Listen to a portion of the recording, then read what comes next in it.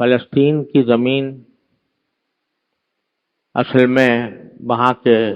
اصل باشندوں کی ہے، جو سب عرب تھے، اور ایک خاص منصوبے کے تحت وہاں پر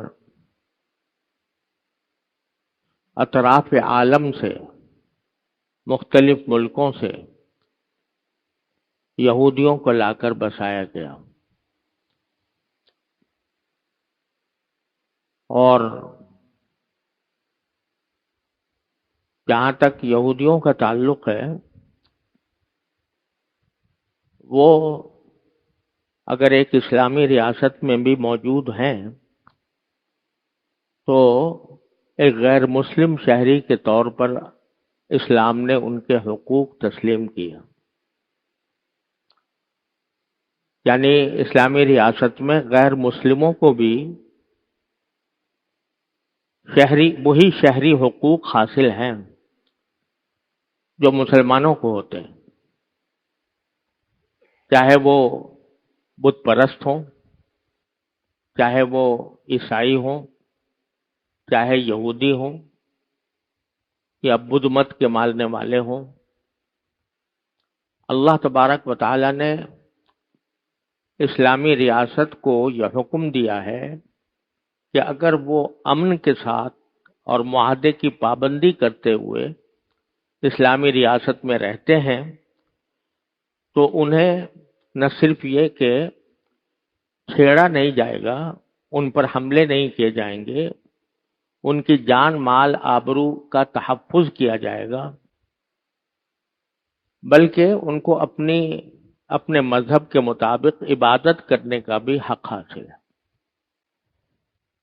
رسول کریم سرور عالم صلی اللہ علیہ وسلم نے مدینہ منورہ میں جب تشریف لائے تو وہاں کے رہنے والے یہودیوں سے معاہدہ کیا تھا. لہذا کوئی یہودی اگر اسلامی ریاست کے ماتحت رہتا ہے تو اگر وہ کوئی فتنہ برپا نہیں کرتا، امن کے ساتھ رہتا ہے، ملکی قوانین کے مطابق زندگی گزارتا ہے، تو اسلام کو اس کے اوپر کوئی اعتراض نہیں ہوتا. لیکن ان یہودیوں کو اطراف عالم سے لا کر ایک خاص منصوبے کے تحت فلسطین میں جا کر بسایا گیا، اور وہاں سے اس کے اصل باشندوں کو وہاں سے دھکے دے دے کر نکالا گیا، اور یہودیوں کو لا کر پوری دنیا سے جمع کر کے آباد کیا گیا. یہ عام یہودی بات نہیں تھی، بلکہ اس کے پیچھے آپ نے لفظ سنا ہوگا صہیونیت، جسے انگریزی میں زائنزم کہتے ہیں. یہ ایک خاص نظریہ تھا اور ایک خاص منصوبہ تھا. وہ منصوبہ یہ تھا کہ یہودی ہی سارے دنیا پر حکمرانی کا حق رکھتے ہیں، اور یہودیوں کی ایک ریاست اس جگہ قائم ہونی چاہیے جہاں پر بیت المقدس واقع ہے، اور وہاں سے پھر یہ دوسرے قریبی ملکوں کے اوپر بھی حملہ آور ہو کر وہاں اپنی ریاست قائم کریں گے، ریاست کو توسیع کی جائے، ریاست کی توسیع کی جائے. چنانچہ پہلے انہوں نے وہاں پر کچھ زمینیں خریدنی شروع کی، اور اس غرض سے خریدی کہ تاکہ یہاں پر یہودیوں کو لا کر آباد کیا جائے. یہودی اگر کوئی زمین عام ہمارے ملک میں بھی اگر کوئی خریدنا چاہے تو ہمیں کوئی اسلامی طور پر، شرعی طور پر کوئی رکاوٹ نہیں ہے. لیکن جس منصوبے کے تحت وہاں پر زمینیں خریدی جا رہی تھی، وہ منصوبہ یہ تھا کہ ساری دنیا سے یہودیوں کو اکٹھا کر کے یہاں پر جمع کیا جائے اور اسرائیل کی ریاست قائم کی جائے، اور اسرائیل کو پھر قریبی ملکوں تک پھیلایا جائے، جس کو گریٹر اسرائیل کا نام دیا جاتا ہے. ان کے منصوبوں میں گریٹر اسرائیل کا نام دیا جاتا ہے. اس میں یہ بھی شامل ہے، اب بھی شامل ہے اس گریٹر اسرائیل کے منصوبے میں کہ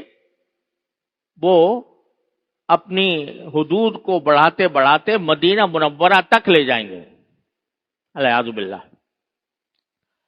تو یہ بھی، اور بلکہ پھر اصل منصوبہ تو یہ ہے کہ پوری دنیا پر ہماری حکومت قائم ہو۔ لہذا جب اس وقت یہودی بہت بڑی بڑی تعداد میں نہیں تھے اور آ کر زمینیں خرید رہے تھے، تو ہمارے علماء نے ہندوستان کے اندر، یہ وقت ہے تقریباً 1940 کے آس پاس، تو اس وقت ہمارے علماء کرام نے یہ فتویٰ دیا کہ یہودیوں کے ہاتھ زمین فروخت کرنا ناجائز ہے۔ یعنی وہاں کے مسلمانوں سے یہ کہا کہ تم اپنی زمینیں یہودیوں کو فروخت نہ کرو۔ سوال لوگوں نے یہ کیا کہ بھئی اسلامی حکم تو یہ ہے کہ اگر یہودی ہمارے ملک میں رہتا ہے، کہیں سے بھی آ کے آباد ہوتا ہے اور وہ خریدتا ہے زمین، تو شرعی اعتبار سے ویسے تو کوئی اس کے اوپر روک ٹوک نہیں ہے، لیکن حضرت حکیم الامت مولانا اشرف علی صاحب تھانوی رحمۃ اللہ علیہ نے امداد الفتاوی میں یہ فتویٰ دیا کہ اس ماحول میں جس منصوبے کے تحت لا کر ان کو بسایا جا رہا ہے، وہاں یہودیوں کے ہاتھ زمین فروخت کرنا ناجائز ہے۔ تو کیوں؟ اس لیے کہ وہ جانتے تھے کہ یہ منصوبہ در حقیقت